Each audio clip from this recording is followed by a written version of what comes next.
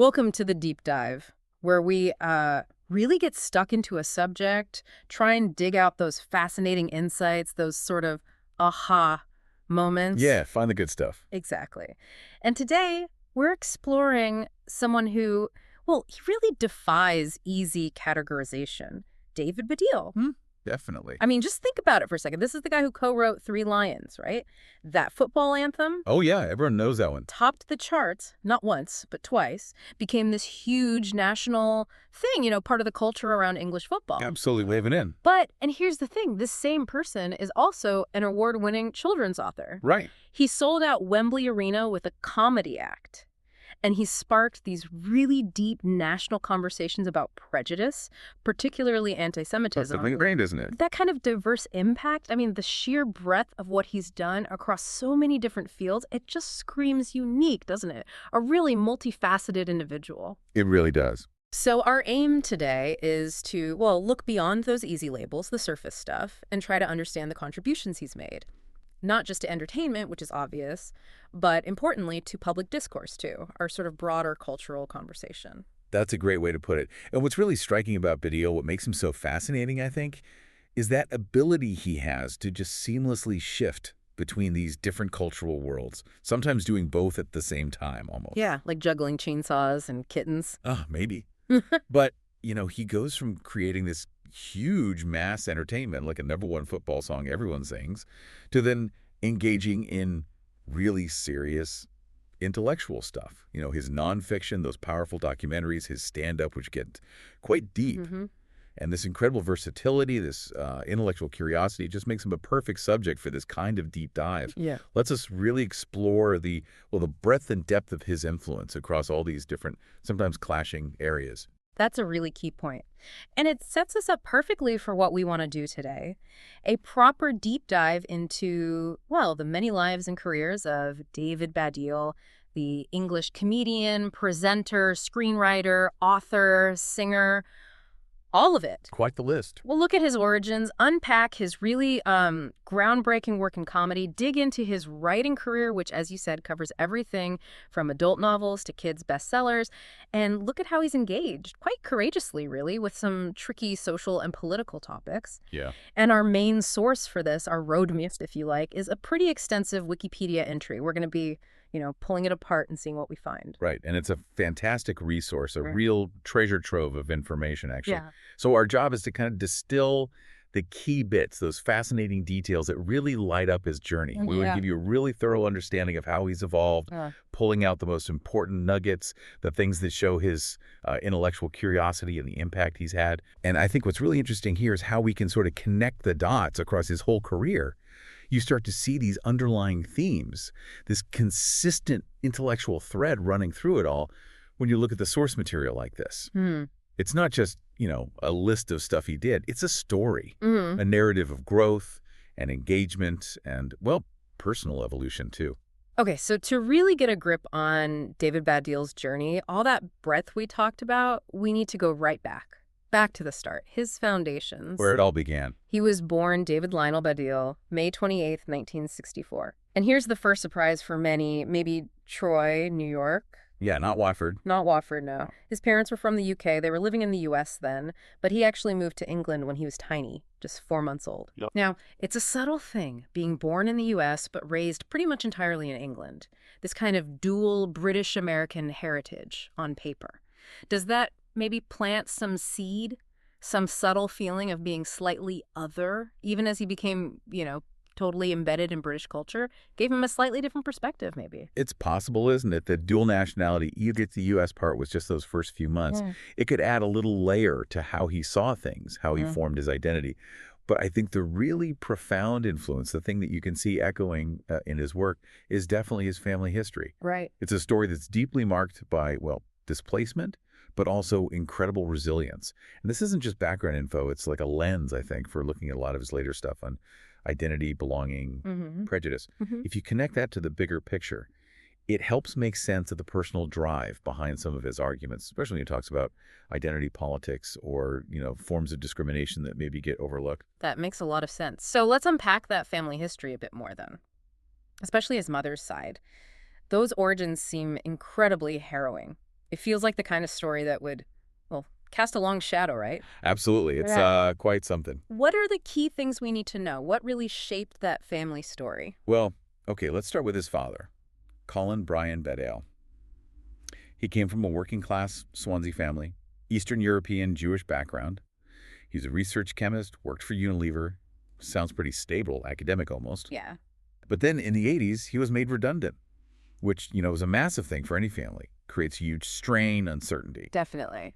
And after that, he switched paths completely. Started selling dinky toys at Gray's Antique Market. Wow, quite a change. It is. From science to, well, antiques and collectibles. It gives you this little glimpse into a family dealing with economic change, having to adapt, shows resilience, sure, but maybe hints at some underlying anxieties about security, too. And then his mother's background. That's where the really heavy historical weight comes in, the trauma. Exactly. His mother, Sarah Fabian, she was born in Nazi Germany. Her family was Jewish and quite wealthy. Right. But crucially, when she was just 5 months old, this is 1939, her parents fled Germany and took her to England. They had to get out. Because of the Nazis. Yes. Her father, David Baddiel's maternal grandfather, had been stripped of his assets during Kristallnacht, the night of broken glass, that terrifying wave of attacks on Jews across Germany, a really stark sign of the state-sponsored persecution that was ramping up just before the Holocaust. God, unimaginable. And the trauma didn't stop when they got to the UK. His grandfather, despite fleeing the Nazis, was actually interned for a year on the Isle of Man as an enemy alien. What? But he was fleeing the enemy? Exactly. It's deeply ironic, tragic, really. A man escaping persecution, only to be locked up by the country that offered safety. It just highlights the suspicion, the injustice that even refugees face during wartime. And to add another layer of sadness, his grandfather struggled with mental health problems for the rest of his life, sometimes needed hospitalization. So this whole family history, fleeing fascism, losing everything, the internment, the mental health struggles, it's a powerful undercurrent, isn't it? Absolutely. It provides this visceral, lived understanding of being marginalized, being misunderstood. And it really reframes his later arguments, especially in Jews Don't Count, makes them feel deeply personal, deeply felt, not just theoretical. Yeah, you can absolutely see that connection. It's profound. And you can only imagine how those echoes, that intergenerational trauma and resilience, would shape someone. And on a more sort of day-to-day personal level, Baddiel himself has shared a bit about his childhood. He said in 2022 that he felt like his older brother Ivor basically parented him. Right. I remember reading that. Because his dad was unemployed and angry, while my mom was distracted by her passionate affair. Now, these are just snippets, but they offer a fascinating glimpse into the sort of emotional world he grew up in. They really do. How do you think those kinds of dynamics, family love mixed with tension, maybe having to be a bit independent emotionally, might have influenced him? His humor, maybe, his introspection, even his drive? Well, it's often the case, isn't it, that a childhood with, let's say, emotional turbulence, where you have to navigate complex family stuff, it can really sharpen your observational skills. Makes sense. You become more introspective, maybe develop a strong drive to express yourself. Yeah. And humor especially can become this really sophisticated coping mechanism. Yeah. Way to process difficult things or maybe connect when other connections feel a bit complicated. Yeah. And that idea of being parented by an elder brother, it suggests relying on sibling bonds more than perhaps the parent-child one in some ways. Yeah. That could shape his collaborative side later on, but maybe also fuel a need to carve out his own voice, his own identity. Right. So this complex background, you could definitely see it contributing to that unique mix he has later, the sharp wit, the intelligence, but also that deep vulnerability you see in his confessional stand-up. And it also points to his own curiosity about where he came from. His family history was explored on that BBC show, Who Do You Think You Are? Oh, yeah, I remember that episode. Though interestingly, it didn't actually prove his theory that his mother might have been secretly adopted from another Jewish family trying to escape. But the fact he even explored that tells you something. It really does. Speaks volumes about his self-awareness, that sort of investigative streak, maybe. Okay, so let's turn to his education then, and the path that eventually led him towards comedy. Right. He grew up in Dollis Hill, London, with his brothers Ivor, who also became a writer, interestingly, and Dan. He went to the Northwest London Jewish Day School, then Haberdasher's Astor Boys School, both pretty well-regarded schools, known for being academically strong. Then he went up to Cambridge, King's College, studied English, and got a double first BA, which, for anyone listening who doesn't know the UK system, that's top honors. Seriously impressive academically. Absolutely. Shows the intellect was always there. And it was at Cambridge that he joined the famous Cambridge Footlights. Ah, yes, the Footlights. Which is more than just a student drama club, isn't it? It's practically a British comedy institution, a launchpad for generations of comedians, writers, performers, who basically shaped the landscape for decades. Totally. Footlights isn't just a club, it's a rite of passage almost. Yeah. A real crucible for comedy talent. Being part of that shows he was already leaning towards performance and writing, sharpening his skills in this, well, hotbed of future stars. Yeah. And it's also worth noting, he started a PhD in English at University College London, but didn't finish it. Right. Now, that's not a failure, I don't think. It's more like a really crucial signpost. It shows that early, decisive pull away from pure academia towards actually doing creative stuff, prioritizing the direct engagement, the expression you get from comedy, over sticking with scholarly research. It was probably a conscious choice, recognizing his intellectual curiosity could be better channeled in the dynamic, immediate world of performing and writing. That makes perfect sense. And sets us up nicely for his meteoric rise in comedy.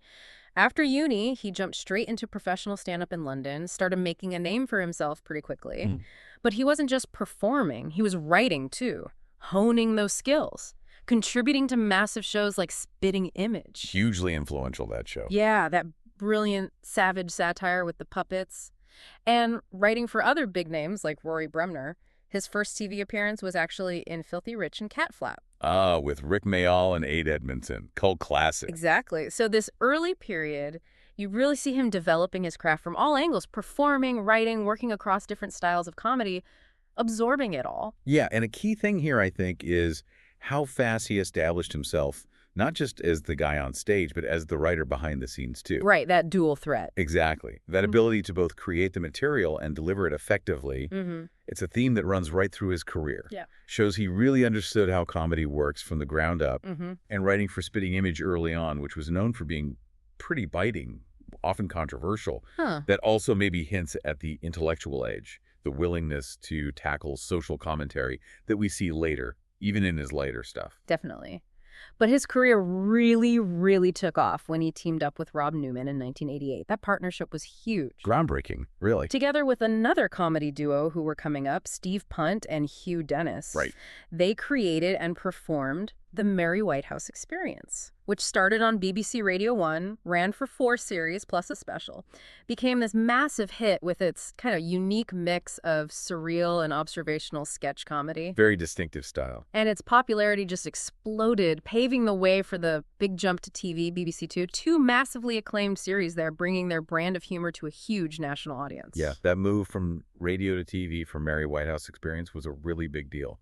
Showed how popular they were becoming, how culturally relevant. And then after that, Baddiel Newman teamed up again, just the two of them, for Newman and Baddiel in Pieces on BBC Two. And that show pushed their style even further, didn't it? Often quite intellectual, subversive character sketches, weird monologues, really sharp observational bits. Yeah, they weren't just funny shows, were they? They felt like they were defining something for a generation, pushing boundaries for mainstream comedy, offering something a bit more, I don't know, cerebral, anarchic than what else was around. Definitely. And that leads us to this truly landmark moment, something that cemented their status and really changed the game for comedy. Their live tour, Newman and Baddiel, Live and in Pieces. Yeah. It ended with this incredible achievement. The first ever sold-out gig for a comedy act at Wembley Arena, playing to 12,500 people. Wembley Arena. For comedy. Exactly. So what does that actually mean? It means they didn't just do comedy, they completely changed its status. Before them, the idea of a comedian headlining Wembley, a place for rock gods, massive pop stars, was almost unthinkable. Totally. Baddiel and Newman just smashed that perception. They proved stand-up and sketch could pull in the same huge crowds, command the same sort of reverence as rock and roll. It wasn't just a gig, it was a statement. It was a cultural turning point. It legitimized comedy as a stadium-level thing, paved the way for all the big arena comics who came later, fundamentally changed the economics, the whole landscape of British comedy. So connecting that to the bigger picture, it was genuinely pivotal for comedy, wasn't it? Showing its commercial clout, its cultural power, in a way people hadn't really seen before. Absolutely. Before this, comedy acts were mostly in theaters, clubs. But Baddiel and Newman proved they could fill arenas. That changed the industry forever. And Baddiel was right at the forefront of that shift, making comedy a stadium-level art form. Amazing. But despite this massive public success, their partnership was famously tricky. Ah, yes, the difficult second album phase writ large. Kind of. Marked by this really fraught working relationship. Lots of tension, apparently, which eventually led to them splitting up. Their final tour together was even documented in that BBC Two film, Newman and Baddiel on the Road to Wembley. Gave a bit of a behind-the-scenes look at the challenges, the pressures of that level of success. Fascinating, isn't it? How you can have that intense internal fiction bubbling away underneath such massive, unprecedented success on the outside. Yeah, the classic creative tensions. But Baddiel then moved on, formed another really iconic partnership, this time with Frank Skinner. Right. They met, started sharing a flat, both massive football fans. Baddiel, of course, is a huge Chelsea supporter. Die-hard blue. And that shared love of football, it became the sort of fertile ground for their next big thing, didn't it? Kicked off a whole new chapter in comedy innovation. It really did. And what's fascinating here is how that personal connection, their shared obsession with football, just flowed directly into this new, incredibly popular kind of comedy. They created, wrote, and performed Fantasy Football League. Hugely successful entertainment show based on what was then quite a new thing, fantasy football leagues. Yeah, brought it mainstream. Totally. Ran for 3 seminal series on BBC Two, just captured the public imagination, mixing sports chat, celebrity guests, sharp comedy takes. Then they did live specials for the '98 World Cup, Euro 2004. They became these must-watch TV events. They really did. It was properly innovative, set a new benchmark for how you could blend sport and entertainment. And its influence went beyond TV, didn't it? Fantasy Football League also spawned those really successful podcasts. One for the Times during the 2006 World Cup in Germany. Yeah, I remember listening to that. And another for Absolute Radio for the 2010 World Cup in South Africa. Apparently got over 3 million downloads, which was huge back then. Massive. It really shows their pioneering spirit again. They didn't just stick to TV. They saw the potential to take their mixed sports, comedy, celebs into new media. Created this really casual, funny style that still influences sports chat shows and podcasts today. They made sports talk fun, accessible, without alienating the hardcore fans. Yeah, they definitely changed the game, pardon the pun, for sports entertainment. But their biggest cultural footprint from that whole collaboration, easily, was Three Lions. Ah, yes, the song. The song. The duo topped the UK charts twice with that football anthem, co-written and performed with the Lightning Seeds.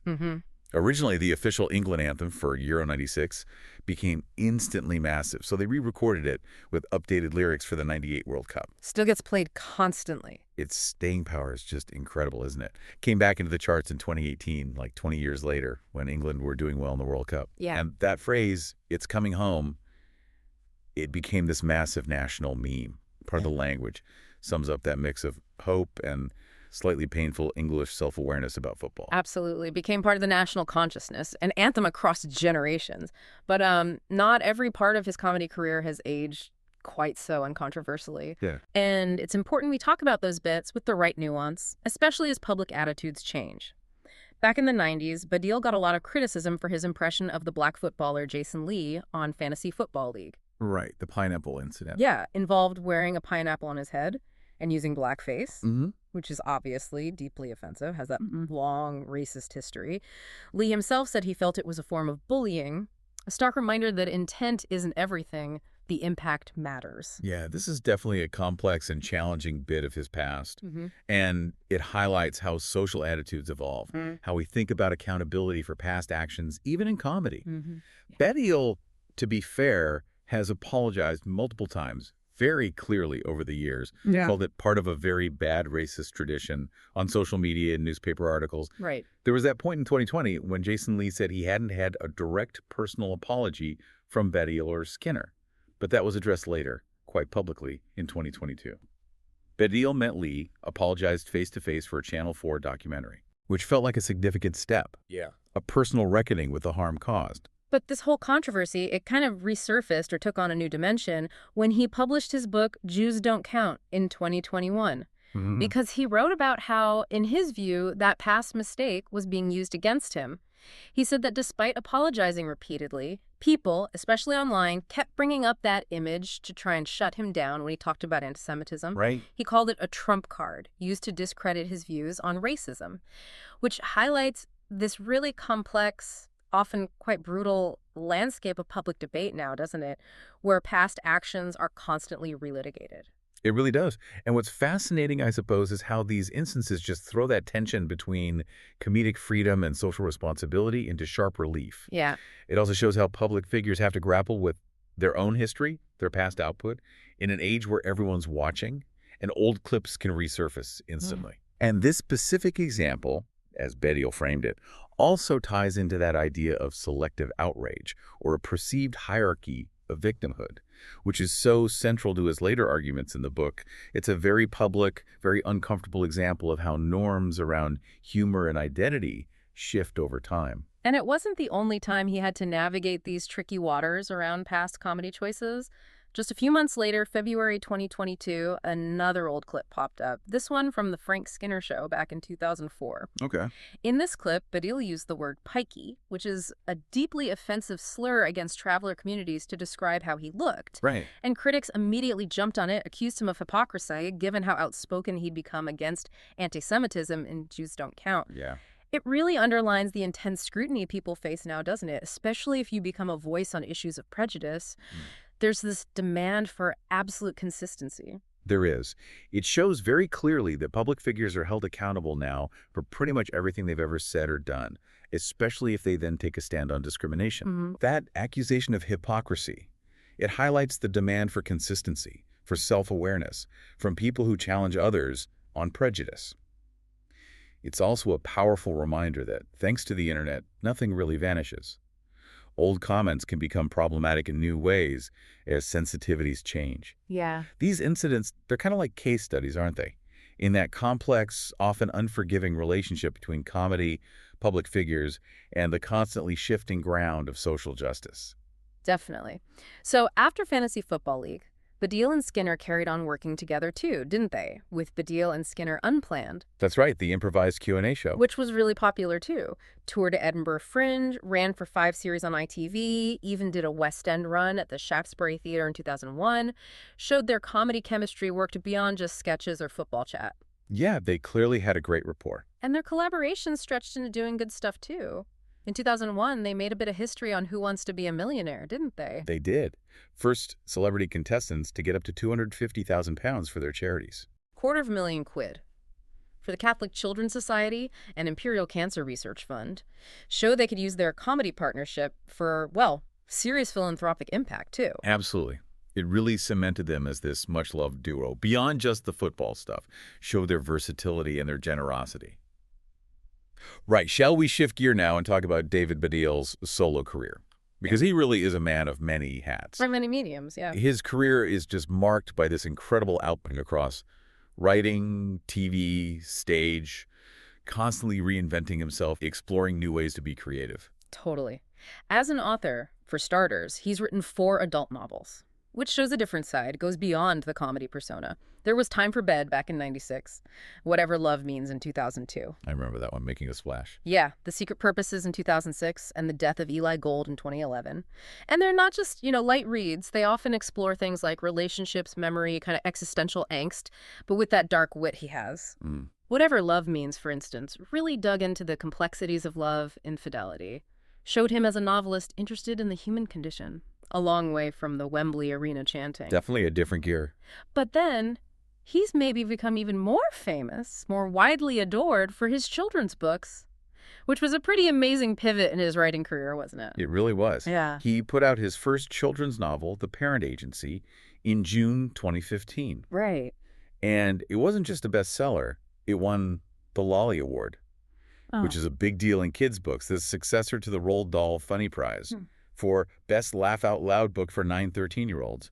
That's serious recognition of his talent in that field. Yeah. And apparently it's going to be made into a big feature film, which Baddiel himself is writing and producing for Fox 2000. Shows how much appeal it has. Wow. And that was just the start, wasn't it? He became incredibly prolific as a children's author. Totally. After The Parent Agency, he just kept them coming. Showed this amazing ability to connect with young readers. There was The Person Controller in 2015, Anna Malcolm in 16, Birthday Boy 17, Head Kid 18, The Taylor Turbo Chaser 19, Future Friend 2020, The Boy Who Got Accidentally Famous 21, Virtually Christmas 22. Blimey, he's been busy. And he even did The Boy Who Could Do What He Liked, a short one just for World Book Day in 2016. What's really impressive isn't just the quantity, it's the quality. Shows that incredible versatility, again, moving from complex adult themes to crafting these imaginative, genuinely funny stories that kids absolutely love. It's just astounding, isn't it? From the raw energy of Wembley to creating these intricate, funny worlds for kids. His ability to connect with such different audiences across generations, it's a rare gift. It really is. And it's not just books. He's been super active writing and directing for screen and stage too, really showing his commitment to storytelling in, well, pretty much all its forms. Absolutely. His TV credits are really varied. He wrote and starred in Baddiel's Syndrome, that sitcom for Sky One, ran for 14 episodes, had people like Morwenna Banks, Stephen Fry, Jonathan Bailey in it. Right, sort of semi-autobiographical, wasn't it? About a stand-up comedian, blurring the lines a bit. Yeah. And he also wrote the Norris McWhorter Chronicles for Sky One, which he actually directed too. So moving behind the camera, taking more creative control. And he even wrote a couple of episodes of The Thunderbirds Are Go reboot on ITV. Shows his range again, different genres. From sitcom angst to international rescue. Why not? And his writing goes into film, too. He wrote the comedy movie The Infidel, starred Omid Jalili, Richard Schiff, Matt Lucas, Miranda Hart, explored those themes of religious identity, cultural clashes, but with a light touch. Yeah, I remember that. And then, get this, he adapted The Infidel into a stage musical, composed the lyrics himself, music by Aaron Baron Cohen-Sachs's brother. And he directed the production, too, at Theatre Royal Stratford East in late 2014. That's a huge undertaking, shows incredible multidisciplinary talent. Wow. Screenplay to musical theater director, that really is comprehensive engagement with storytelling. And he's made a big mark in broadcasting, too, hasn't he? Shaping conversations on radio and TV, often with quite clever, intellectually curious formats. Definitely. On radio, he created and hosted Heresy for BBC Radio 4 back in 2004. That panel show where guests have to challenge popular opinions received wisdom. Right, use wit and logic to kind of dismantle assumptions. Exactly. Yeah. And testament to how good it is, it's still going. Now, in its 10th series, hosted by Victoria Coren, but Baddiel often goes back as a guest, still provoking thoughts, sparking debate. Yeah, great format. He also created and hosted Don't Make Me Laugh for Radio 4 in 2014. Another really clever idea, panel show, where guests have to talk about funny subjects for as long as possible without making the others laugh. Which sounds harder than it looks. Deceptively difficult. Needs serious wit and self-control. And then in 2015, he did David Baddiel Tries to Understand. Yeah. Again for Radio 4. Where he'd try and get his head around really complex topics suggested by people on Twitter, ran for 3 series. That's a great concept, too. It is. And it raises an interesting question, doesn't it? How did these inventive radio formats show Baddiel's ongoing intellectual curiosity? And his talent for turning complex, sometimes really abstract ideas into something engaging, accessible, often funny for a wide audience. It's almost like comedy as public education. I think it's partly his ability to find the human angle, the funny side in almost anything. And he's not afraid to admit when he doesn't know something, which is really relatable, disarming. Sure. And beyond creating and hosting, his face has popped up everywhere on TV. He's done acting roles, Little Britain, Skins, showing a different side, The Life of Rock with Brian Pern, even Horrible Histories. And he's a brilliant panel show guest, isn't he? Always sharp on things like 8 out of 10 Cats, his Countdown QI, Alan Davies is As Yet Untitled. That quick wit, the intellect, the improv skills are always there. Yeah, his great value on those. And his documentary work is really interesting, too. Shows that deeper, more investigative side. He did that 4-part travel doc, David Baddiel, on the Silk Road for Discovery. Oh, yeah, following that ancient route. Yeah, 4,000 miles, mixing history, culture, personal thoughts. Really fascinating. Other docs he fronted include Baddiel and the Missing Nazi Billions for BBC Two, a serious investigation into Holocaust-era finance. Right. And Who Do You Want Your Child to Be? Also for BBC Two, looking at modern parenting pressures. He even did an episode of World's Most Dangerous Roads. Blimey, adventurous too. Seems so. And beyond that, he presented a couple of episodes of BBC Two's Arts Night, and he was a regular presenter for the Penguin podcast, interviewing big names like Johnny Marr, Zadie Smith. Really underlines his deep interest in literature and culture.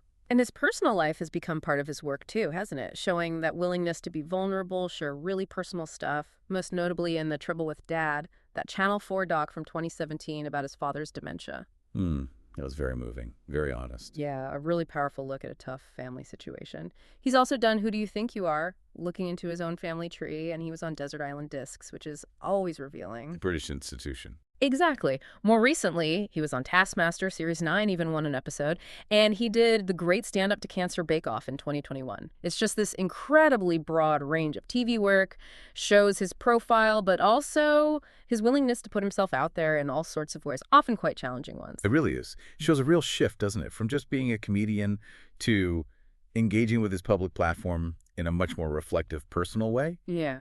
Which leads us perfectly into his return to stand-up, because that marked a really profound change towards a much more personal, confessional style. Yeah. And it really struck a chord with audiences who maybe remembered his earlier, broader stuff. That's right. In 2013, he came back to stand up with Fame, not the musical. Critically acclaimed, explored celebrity, his own experiences with Fame, played Edinburgh Fringe, Menier Chocolate Factory in London, then toured nationally.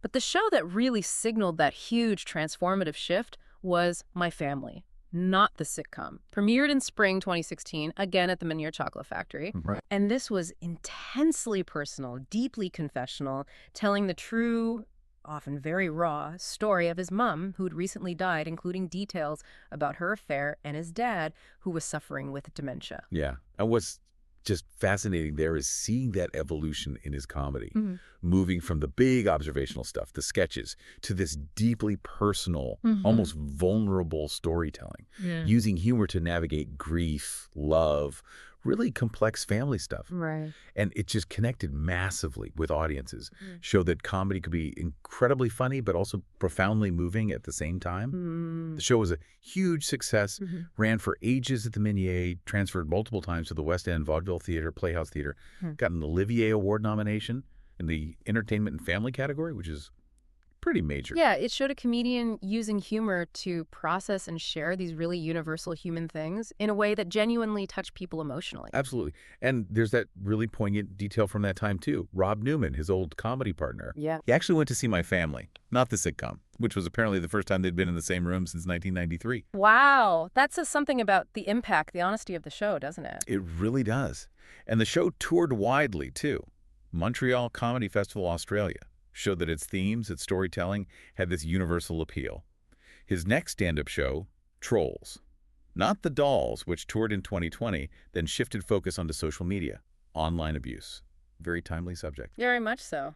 And beyond stand-up, his writing ambitions kept growing, didn't they? Showing that relentless intellectual drive. In October 2019, his play God's Dice was put on at the Soho Theatre in London. Right. Exploring that complex territory where science and religion meet. Featured an aging quantum physicist drawn into supporting a radical religious group. The title obviously playing on Einstein's famous line, God does not play dice with the universe. Shows that consistent intellectual curiosity again, doesn't it? Yeah. Willingness to tackle big philosophical ideas, but in an engaging, story-driven way. Exactly. And then in 2019, he got this major recognition, elected a Fellow of the Royal Society of Literature. Wow. Which really cemented his standing not just as a comedian, but as a serious, respected figure in the wider literary world. That's a huge honor.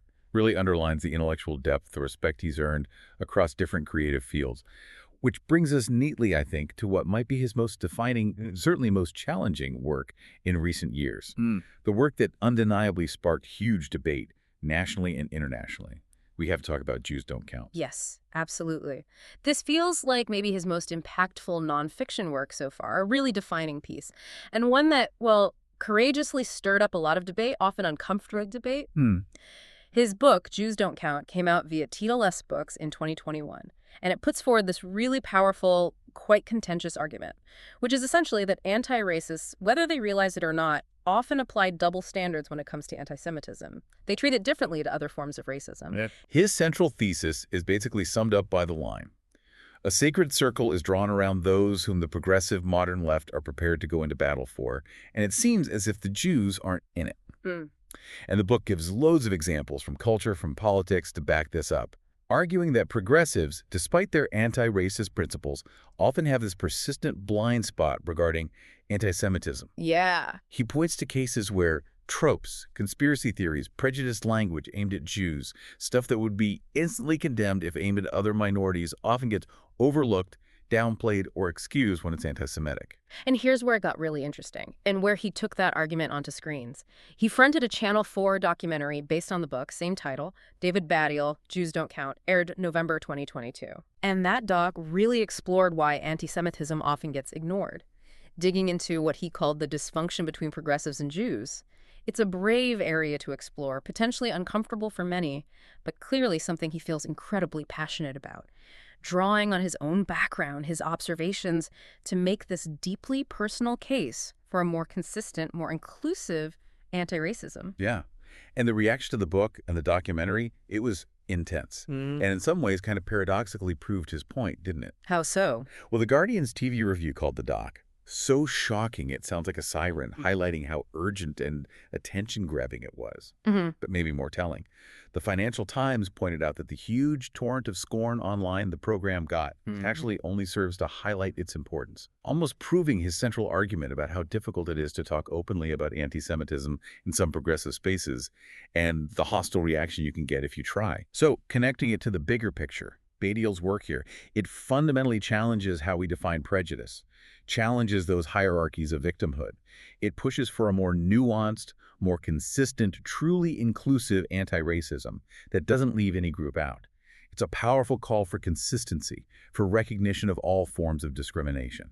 That brings us to his broader political views, his commentary, which are, again, quite distinct, remarkably nuanced. He says he votes Labor, but he makes a point of saying he's not a Labor supporter. Right. That's an important distinction for him. Yeah. He feels his job as a comedian, a commentator, means he needs to stay independent, be able to criticize any political party if they mess up, which really underlines his commitment to independent thinking, intellectual honesty, over just sticking to a party line.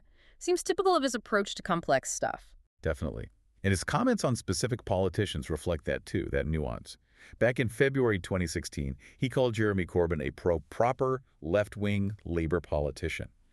Said the scaremongering from the right-wing press actually made him lean towards supporting Corbyn, even though he had reservations about some of the people around him. He thought Corbyn himself was a decent man. Trying to offer a balanced view there, Yes. separating the person from the associations, critiquing the wider context. Exactly. And then crucially, in April 2017, he wrote this big piece for The Guardian, hitting out at Ken Livingstone's really controversial comments about Hitler and Zionism. Right. But significantly, in that same article, he went out of his way to state very clearly that he is not a Zionist. That's key. Absolutely. He explicitly said he disagrees with religion being the basis for statehood and disagreed with the appalling actions of the present Israeli government. That clarification is vital to understanding where he's coming from. It shows his critique of anti-Semitism stems from an anti-racist principle, not from any sort of partisan or nationalistic viewpoint, underscores his independence, his moral clarity on it. Yeah, that distinction is crucial. Demonstrates he separates concern about anti-Semitism as racism from any political alignment with Zionism or Israeli government actions, keeps the focus on prejudice itself. Precisely. And then in March 2018 on the BBC's Daily Politics, he described anti-Semitism as being sort of invisible to Corbyn and others on the left because their main focus was on fighting the good fight against capitalism, which again points directly back to that blind spot idea he explored in Jews Don't Count, suggesting certain ideologies might inadvertently prioritize some kinds of discrimination over others. And on the truly vile end of things, talking about historical denial, in February 2020, he stated absolutely clearly that Holocaust denial is a direct way of saying Jews are liars, Jews have tricked the world for their own gain, Jews are the most evil, pernicious race that exists. Strong words. And he concluded definitively it is hate speech. There's no other conclusion. Leaves no doubt where he stands on that kind of dangerous, insidious stuff. Frames it clearly as direct anti-Semitic hate speech, speech designed to dehumanize. Yeah, and his commitment to fostering dialogue, difficult dialogue, isn't just theoretical. He puts it into practice. In 2024, he launched that highly anticipated podcast, A Muslim and a Jew Go There. Right, with Sayeda Warsi. Exactly, Baroness Warsi, the prominent Muslim politician and writer. And what's really fascinating here is that consistent drive he has to start direct, open conversations about really sensitive, often very contentious topics, pushing for genuine engagement, challenging existing narratives about group identities, shared spaces, especially with everything going on globally. This project directly tackles those themes of interfaith understanding, mutual respect that his recent work highlighted, shows a proactive, deeply personal effort to try and bridge divides through talking. It feels like a very fitting, very important continuation of his recent work, doesn't it? Actively using dialogue as a tool. Okay, moving away from the public commentary for a bit, David Baddiel's life also shows this deep, sustained commitment to philanthropy, often driven by his personal experiences, alongside his intriguing personal passions. Indeed. He's a proud patron of Humanists UK, which fits with his stated atheism, his commitment to secular ethics. He's also a patron of Calam, the campaign against living miserably. Yeah, vital mental health charity. Focused on preventing male suicide. And he actively used his platform for them. He compared their stand-up to stop suicide event, appeared in those powerful radio ads tackling young male suicide, really using his voice for a critical issue. It's really quite moving, isn't it? Seeing how his personal stuff, especially with his dad's dementia, translated into this deep commitment to causes, it feels like more than just blending his name. It seems very direct, very personal. It does. For instance, he's actively backed charities like the Alzheimer's Society, the National Brain Appeal, the Unforgettable Foundation, all driven by his family's experience. He even did a special charity gala performance of My Family, not the sitcom, with all the money going straight to those charities, turning his art directly into support. That's fantastic. And his charity work goes wider, too, internationally. Shows a broader human rights perspective. Back in February 2009, he co-signed an open letter in the Times supporting Baha'i leaders who were being unjustly put on trial in Iran, standing up for religious freedom, human rights, beyond his immediate community. And he's been a big supporter of comic relief over the years, too. Took part in the Red Nose Convoy, delivering aid in Africa, hosted Comic Relief Does University Challenge, blending his comedy with fundraising, and he narrated that short film to trend on Twitter for the cancer charity CLIC Sergeant in 2018. Shows his compassionate side, willingness to help important causes. It's a really broad range of charity work, highlights a very responsible side to him. Definitely.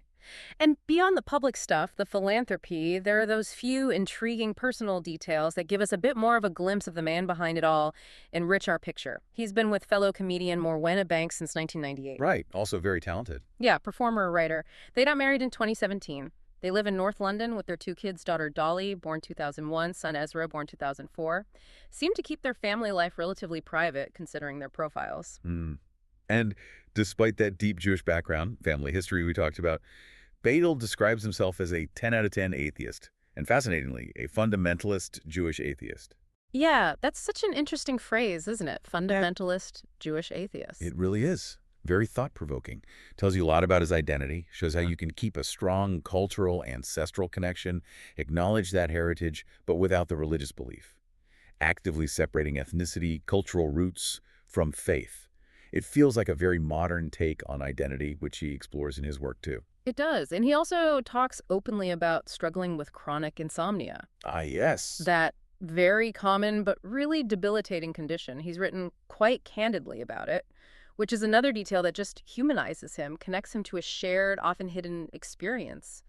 Shows that willingness to be vulnerable again. Definitely. And what's also fascinating here is seeing how his deep personal passions, his cultural loves, offer this vivid glimpse into his inner world, show the things that clearly inspire him, feed into his own creativity. Like his music taste. Exactly. He is, for example, this incredibly passionate fan of the rock band Genesis. Ah, the prog rock connection. Total superfan. So devoted. He actually introduced them at their big Turn It On Again, the tour press conference back in 2006.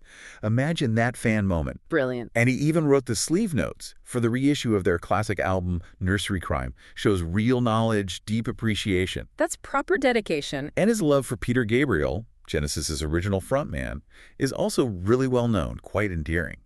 He even worked a funny story into a stand-up about being misidentified by the Times Diary column at a Gabriel gig, Clearly found it amusing, happy to share it. Shows that nice self-awareness. Yeah. And his admiration for David Bowie is just immense, deeply felt. Baddiel publicly wished for Bowie to make a comeback on his 65th birthday in 2012. Then after Bowie tragically died, he gave this really emotional speech at a tribute concert calling Bowie the greatest tunesmith we have. Wow. Just shows the profound impact Bowie had on him, personally and culturally. These deep musical connections, they reveal this passionate, appreciative, culturally engaged side to his, well, his multifaceted personality. So what does this all mean? When you try and pull it all together, we've journeyed through this incredible, often surprising evolution of David Baddiel. We've seen him go from being this groundbreaking comedian, filling Wembley with Rob Newman, creating national anthems with Frank Skinner, to becoming this profound author, writing best-selling kids' books, and then this really incisive social commentator challenging how we think about prejudice. Quite the arc. We've seen an artist who doesn't just reflect culture, he actively shapes it, constantly pushing boundaries, evolving his voice. Even while navigating some really intense personal stuff and public controversies, his whole career just feels like a testament to constant reinvention, that intellectual curiosity we keep mentioning, and a real willingness to face difficult truths, personal ones and societal ones. Yeah, and if you connect that to the bigger picture, Baddiel's journey really shows that having a cultural impact isn't just about entertaining people. It's also about engaging deeply with identity, with history, with the often uncomfortable stuff about our shared human experience. Right. His willingness to evolve, to dig into those deeply personal stories, and to courageously challenge some established progressive ideas, especially with his work on anti-Semitism. It makes him a really significant, really vital voice for our times, I think. He kind of embodies the idea that intellectual growth, creative growth, often means you have to confront the complex things, the inconvenient things, and do it with both intelligence and, well, conviction. So David Baddiel's life and work, especially those unflinching explorations of identity, faith, those often visible biases in society, they kind of leave us with a question, don't they? They invite us to think, what uncomfortable truths are we, maybe as individuals, maybe as a society, still reluctant to really acknowledge? And what crucial role do artists, thinkers play in maybe forcing us, compelling us to finally take a proper look? That's a great question to end on. Something to chew on until our next deep dive. Thanks for joining us.